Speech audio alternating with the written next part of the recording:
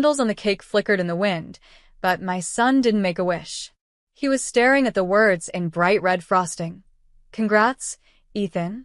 Ethan is my brother's son. I glanced at the custom Carnival rides, the cotton candy machine still spinning behind him, the clown juggling near the popcorn stand. I had spent $3,600 to make this day magical. Every dollar earned from late nights working double shifts. And yet somehow, this wasn't his party anymore. My dad clapped my brother on the back. We thought combining the birthdays would be more efficient. Save us all some money. None of us are made of cash, he added, sipping punch like it was nothing. My son was still wearing his little gold crown. He'd picked it out himself. Said he wanted to feel like a king for just one day. He quietly took it off. Didn't cry. Didn't complain. Just folded it up, handed it to me, and sat down on the grass. My stomach twisted. Did you even ask me? I asked my dad, my voice low. We didn't think you'd mind, he said. Besides, Ethan's in remission. He deserves something big. So my son doesn't? I wanted to scream, but I didn't. I simply started packing the leftover cupcakes into their boxes. I unplugged the bounce house, canceled the fire breather, and told the face painter she could leave early. They all watched me clean up the party I'd planned, the one they hijacked.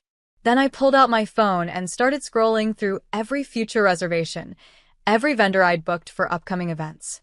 Cancelled. All of them. No more shared anything. By nightfall, my phone had 27 missed calls. And then came one message that made my hands shake. The baby shower's next week. Please tell me you didn't. The baby shower was supposed to be my gift to them. A $5,000 rooftop venue, fully catered, custom cupcakes shaped like rattles, handwritten invites sealed with wax. But I canceled it. Every last detail. The minute I saw my son toss his crown into the trash, something inside me broke. Or maybe it finally healed. That night, my brother texted, "Hey, heard you were upset about the mix-up. Ethan loved it though. Appreciate you going all out." Mix-up? The next morning, my mom called. "Sweetheart, we need to talk." I didn't answer. An hour later, she was banging on my door like there was a fire. "Open up," she snapped. "We need to figure out the shower." I already promised everyone. I opened the door, not wide. Just enough to say, "You combined our kids' birthdays to save money. Combine your savings to throw your own baby shower." Her face turned pink, then pale. "You're seriously going to be petty over one cake?" she hissed. "No," I said. "I'm done being the only one who pays for everyone's celebrations while getting crumbs for my own child." She scoffed. "You're being emotional." That word, emotional, always used to shut me up. But not today. "Good," I said. "I hope you feel it too." Every canceled call, every vendor refund, every closed tab. That night, I got a voicemail from my dad. "Your brother's furious. Your mom's crying. We didn't mean harm. Can you at least pay the deposit? We're counting on you." Then my son came up behind me, hugging my waist. "I liked our party," he said quietly. "Even if they didn't." And that's when I knew I wasn't done yet. By morning, my aunt had messaged me. Then my cousin. Then my uncle's wife, who I hadn't spoken to since 2016. They all had the same tone. "I know you're upset, but can't we just move on? This is about family, not money. You're really going to let one party ruin everything?" But none of them had ever offered to split the bills. None of them ever checked the name on the invoice. I paid for the tent at the last reunion, the holiday dinner decorations, the surprise engagement venue, the family spa weekend that turned into an all-women's retreat without me. And now I was the problem? That afternoon, I got a ping from the bank. It was a reminder for the monthly transfer I'd been sending to help cover my parents' mortgage. $1,430. Every month. Quietly. For 3 years. I stared at the notification, then hit cancel recurring payment. An hour later, my phone rang. "Dad. I just got a notice from the bank," he said. "There's a problem with your payment." "No problem," I replied calmly. "Just a decision." He exhaled sharply. "You can't do that. We're relying on you." "Relying on me," I repeated. but not enough to save my son a slice of his own cake? You're being dramatic, he snapped. We didn't mean to exclude him. You didn't mean to include him either, I said. Silence. Then he mumbled, well, what now? Now. I smiled. You plan the baby shower. You fund the parties. You figure it out, just like I did for years. And right before I hung up, I said something I never thought I'd have the courage to say. Tell everyone to stop calling. I'm not coming back. 3 days later, the baby shower was canceled. My brother's fiancé posted a teary video online saying, we were blindsided. Things just unraveled. People promised things and disappeared. People. That people was me. The video got shared in family circles. Pity comments rolled in. Aunt Kendra wrote, it's such a shame. After all the planning. Uncle Ben chimed in. Families should support each other, not tear each other down. But when my son's birthday was hijacked, when his name was erased from the cake, where were they? Not one call. Not one apology. Until now. The doorbell rang that night. I checked the peephole. My mom, holding a half-eaten tray of leftover cupcakes. I opened the door halfway. She didn't say hello, just marched in like it was still her house. Listen, she began, placing the tray on my counter like a peace offering. I don't know why you're acting this way. I'm not acting, I said. I'm just done performing. She rolled her eyes. You're punishing everyone because of a cake. No, I said calmly. I'm holding people accountable for years of using me like a checkbook and erasing me when it's convenient. Her voice sharpened. Your brother's fiancée is devastated. She's pregnant, emotional.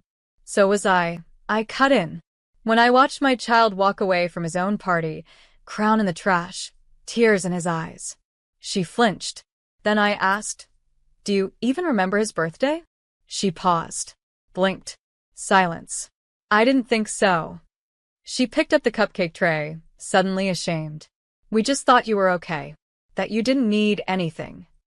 I didn't, I said softly. Until now. She opened her mouth, but I shook my head. Tell them, I whispered.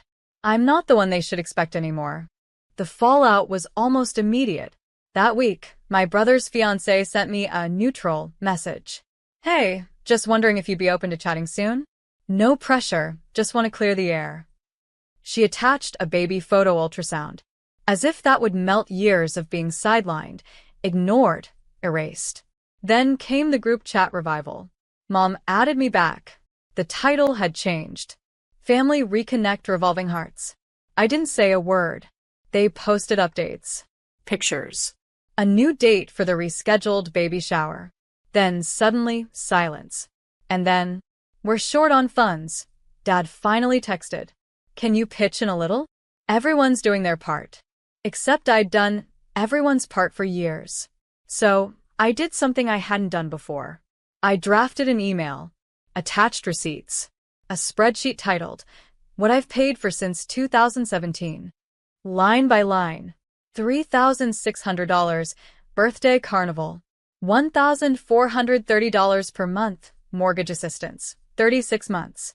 $2,200, grandma's surgery copay. $900, vacation deposit, they canceled last minute.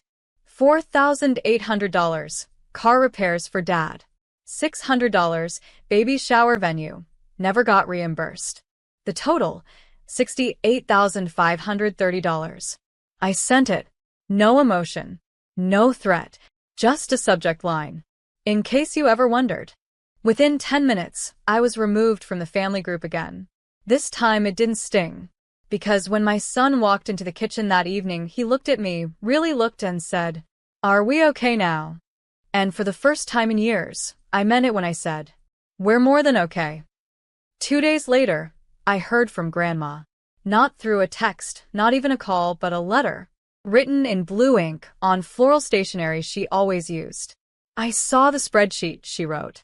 "And I just wanted to say I'm sorry. I didn't realize how much weight you were carrying. I wish I had spoken up sooner."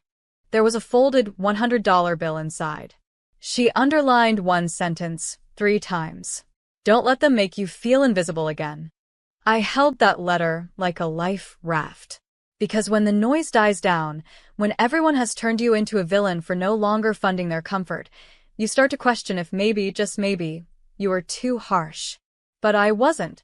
Later that week, I saw a public post from my mom. Some people forget what family means. It's not about spreadsheets. It's about love, forgiveness, sacrifice. I didn't reply, but I did screenshot it. Then posted a side-by-side photo of my son, one from the carnival, smiling with face paint, and one from the moment he saw the wrong name on his cake, shoulders sagged, holding his untouched crown. Caption: If you define love by erasing children, maybe it's time to redefine family. I didn't tag anyone. But they saw. The silence grew colder. The group chat stopped trying. And yet, something beautiful happened. 3 old friends, the kind I hadn't spoken to in years, messaged me privately. We saw your post. We're throwing a late party for your boy. Come. That weekend, he laughed harder than I'd heard in months. No crowns. No themes. Just a backyard, 3 dogs, and 2 water balloons gone wrong. My son looked up at me, cheeks flushed, and said, "This is what real family feels like." The final blow came quietly. A wedding invite slid under my door. My brother's. A glossy envelope, gold trim, RSVP code printed in raised lettering. At the bottom, in small type, "We hope you'll reconsider and join us. No hard feelings." No hard feelings. After everything. After erasing my son. After gaslighting every memory. After decades of me stitching every hole they poked in our lives with money and silence. I didn't RSVP. Instead, I sent a small card back, white, unadorned, handwritten. "I hope your marriage brings you the kind of loyalty I was never offered. Congratulations." I sealed it. No return address. But what I did return was power, to myself. I closed every autopay tied to their life. Removed my name from the insurance plan I had shared with them out of pity. I notified the estate attorney that I would no longer be co-signing any family documents without independent counsel. And then I made the biggest decision of all. I sold my house, packed up, Moved states. just me and my son. A smaller place, Cozy. Sunny. uncomplicated. We decorated with second-hand furniture, paper lanterns, and drawings he taped to the fridge himself. One night, he crawled into my lap, whispering, "This home feels warm, not like before." I didn't cry. I just held him tighter. The next morning, my phone buzzed again. A voicemail from Dad. "I saw the listing. You sold the house. What about your sister's college loans? We thought you were handling that." No greeting. No apology. Just another expectation. I hit delete. Because this time, my silence was the message. And it echoed louder than any crown, cake, or RSVP ever could. 2 weeks after our move, a package arrived. No return label. Inside, a photo album. My son's name etched in gold foil across the front. I flipped it open, expecting more guilt or manipulation. But instead, it was filled with photos from his birthday, the real one. The messy one. The one with water balloons and dogs and real laughter. Candids taken by my friend Jenna, who must have printed them and mailed them without a word. Each page shimmered with something my old life never offered. Presence. Not perfection. Not posts. Not pressure. Just presence. On the last page, there was a note taped in. "You protected him. You chose him over tradition." That's what real parents do. I didn't realize I was crying until my son whispered, "Why are your eyes shiny?" I smiled. Because sometimes the hardest choice gives you the softest peace. That night, I deleted every remaining family thread. No more group chats. No more forwarded memes. No more just checking in texts that came only when someone needed help. In their place, I built something new, not from anger, but clarity. We started a small tradition. Wednesday walks. Just me and him. Every week, no matter what. We talk about the stars, dogs we saw, new flavors of ice cream. No crowns. No forgotten cakes. Just air. And feet. And love.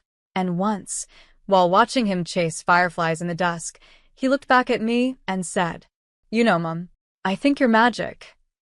I laughed. "Why?" "Because you made something out of nothing." He ran ahead again, arms outstretched like wings. And for the first time in years, I didn't feel like I owed anyone anything. I had already paid in full.